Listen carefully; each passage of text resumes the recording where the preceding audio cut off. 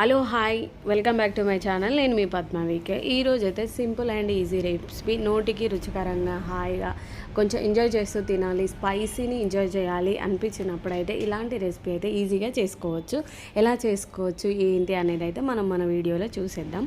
ఎంత రుచిగా ఉంటుందంటే ఎప్పుడు ఆయిల్ ఫుడ్స్ తిని, జింక్ ఫుడ్ తిని, ఆర్డర్ పెట్టుకొని తిని మన నోటిని మనమే పాడు చేసుకొని మన హెల్త్ని మనమే దారుణంగా బుక్ చేసుకుంటున్నాం. కాబట్టి ఇలాంటి అప్పుడప్పుడు చేసుకొని తింటే ఎంత హెల్త్కి మంచిది తెలుసా. చాలా హెల్త్ బెనిఫిట్స్ కూడా ఉంటాయి. కారం అనేది హెల్త్కి చాలా మంచిది.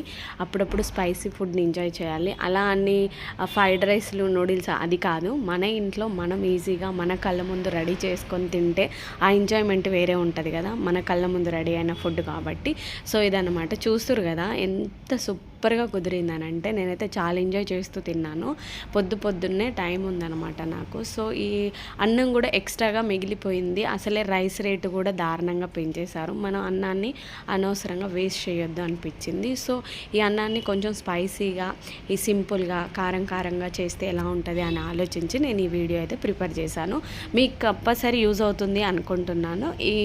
ఈ వీడియో మీకు యూజ్ అయితే ఫుల్ వీడియో అయితే చూసేయండి. అయితే ఈరోజైతే మా ఇంట్లో ఎక్స్ట్రాగా రైస్ మిగిలిపోయింది. ఎందుకంటే మనం అసలే రైస్ రేటు ఆకాశాన్ని అంటింది. మనకైతే పొలాల్లో పండించుకునేంత లేదు, మనకు పొలమే లేదు. సో కాబట్టి ఉన్న రైస్ని వేస్ట్ చేయకుండా మంచిగా ఇలా చేసుకున్నాం అనుకో, హెల్త్ బెనిఫిట్ ఉంటుంది అండ్ అన్నం వేస్ట్ అవ్వకుండా కూడా ఉంటుంది.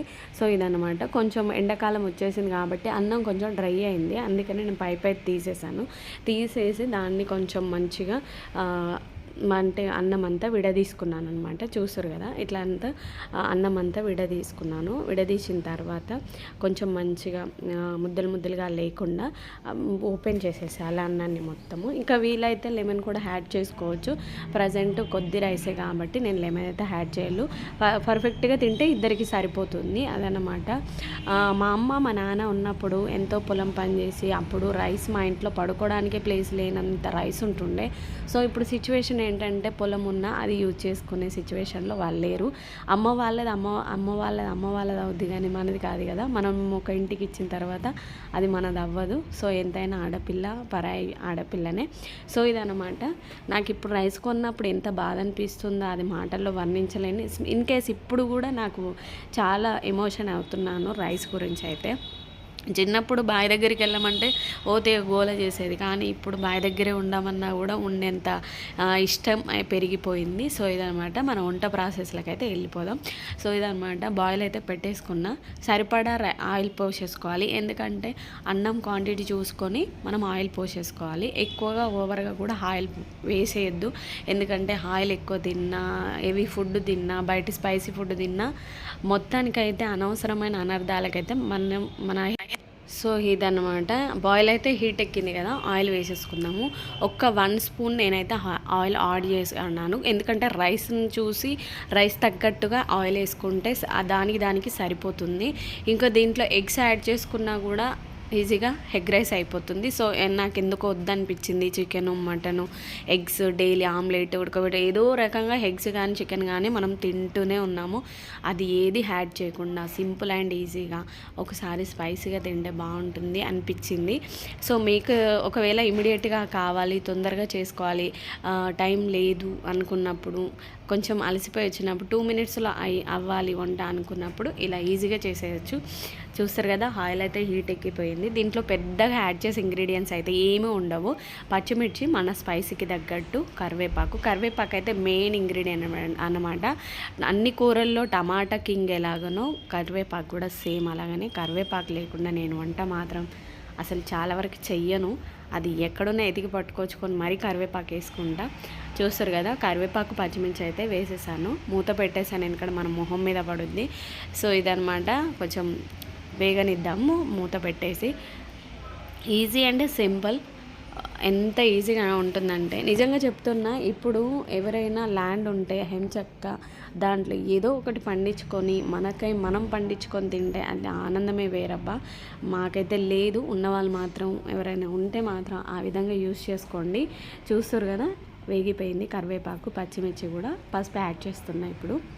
పసుపు, తగినంత పసుపు కూడా వేసుకోవాలి. చాలా వరకు అయితే పసుపు వేయరు కొంతమంది, కానీ వేసుకోవాలి. అప్పుడే కొంచెం కలర్ఫుల్గా ఉంటుంది రైస్. తగినంత పసుపు వేసుకున్న తర్వాత అల్లం పేస్ట్ అయితే చాలా ఫ్రెష్గా ఉంది. ఇప్పుడు ఈ సీజన్లో కొత్త అల్లం దొరుకుతుంది.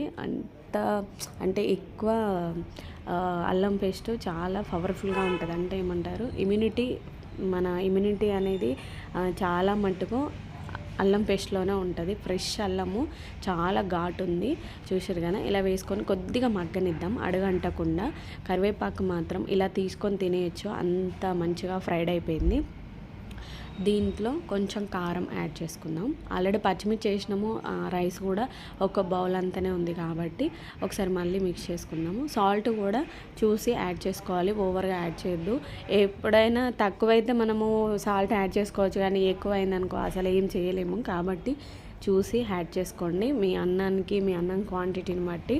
Easy and simple. చూసిన వాళ్ళు ఎవరైనా ఉంటే మాత్రం లైట్ తీసుకోండి. చూడని వాళ్ళు, తెలియని వాళ్ళు ఎవరైనా ఉంటే మాత్రం నా వీడియోని లైక్ చేయండి. మీకు నచ్చితే సబ్స్క్రైబ్ చేసుకోండి.